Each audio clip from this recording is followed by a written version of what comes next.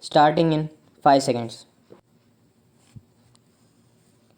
In according constitutional status to the Nagarpalika, we are but responding to the joint resolution passed by the Central Council of Local Self Government and the All India Council of Mayors pleading for the conferment of constitutional status on the urban local bodies, ministers, mayors, and other elected representatives of the opposition parties, including political parties represented in this House today, and those that have run away were represented in these bodies, ranging from the CPI bracket M to the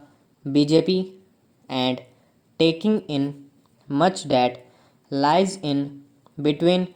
Official spokesmen of all these parties have again and again asked for constitutional recognition for the Nagarpalikas as recently as in their representation to the National Commission on Urbanization. The Calcutta Corporation, headed by a CPI bracket M mayor, argued that a country wedded to grassroots level democracy must bless its local institution with a constitutional status. They went on to say that this bold initiative would become much more meaningful if the roles, functions, responsibilities, and obligations of various levels of government are constitutionally defined. And I cannot resist quoting also their categorically conclusion that urban problems cannot be solved without giving local governments their rightful place in the country's constitutional framework itself. What has happened to change their minds? Let me phrase the question in a different way. What has happened to change their principles?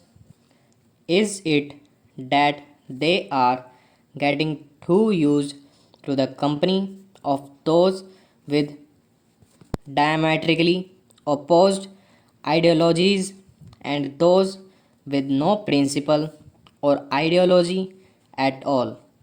We have heard the argument that there is no need for a constitutional amendment to bring democracy to the grassroots and undo powers to the people.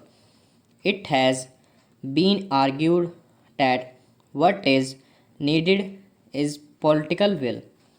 I respectfully submit that it takes more political will to amend the constitution than it does to pass a municipal law. I would also respectfully submit that our constitutional amendment creates the necessary political will where that will does not exist. There is no place in any of this for a holier than thou attitude. No party in India can claim an unblemished record in local self government. Equally, there is no major political party in India which has not something to its credit in regard to local self government. There are some Congress governments that have done better than others, though there are some shortfalls which can be rectified.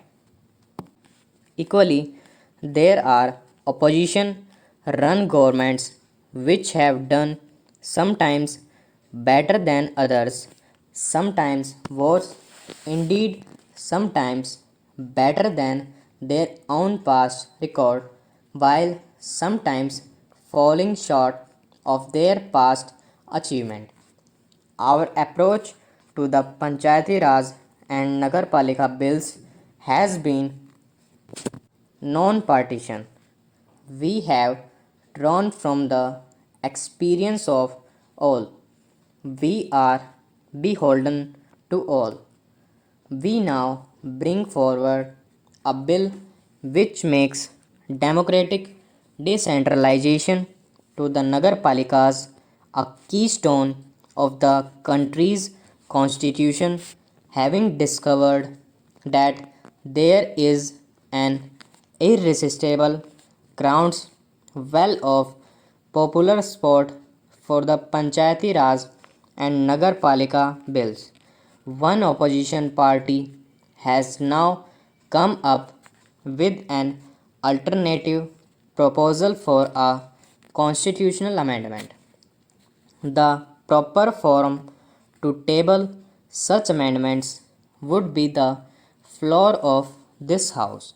But since the party mainly responsible for these alternative proposals has failed its democratic responsibilities, their proposals cannot even be considered.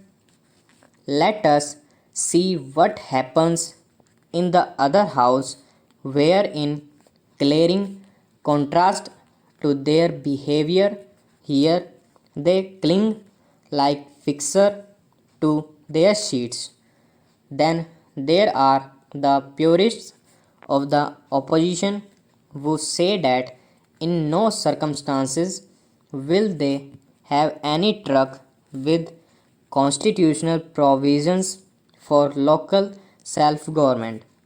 Their purity is, however, called into question when one discovers that as recently as at the February this year, a joint meeting of the Central Council for Local Government and the All India Council of Mayors, the delegations of the Telugu Desam government of Andhra Pradesh, the Left Front government in Kerala, and the Left Front government of West Bengal were all party to a resolution which demanded a constitutional amendment in relation to the Nagarpalikas. There are yet other constituents of the National Front who demanded at the 11th joint meeting a uniform statute of all Nagarpalikas in the country. How can there be a uniform statute without a constitutional amendment? And even assuming for a moment that this is achieved by some legal debate, the essential differences between a constitutional amendment and a municipal statute remains. The consequences of a constitutional amendment cannot be retraced. Our proposals would enshrine democracy in the local bodies in the most sacred basis of our modern nationhood. In contrast, any model bill will have no binding significance for state legislatures and no guarantee of outlasting changes of party or personality. If we really want democracy and devolution in the Nagarpalikas, there is no alternative to the kind of constitutional amendments we propose. The starting point of the Nagarpalika Bill is the recognition that those who live in urban settlements are entitled to the same democratic rights and the same rights and responsibilities for development. Stop.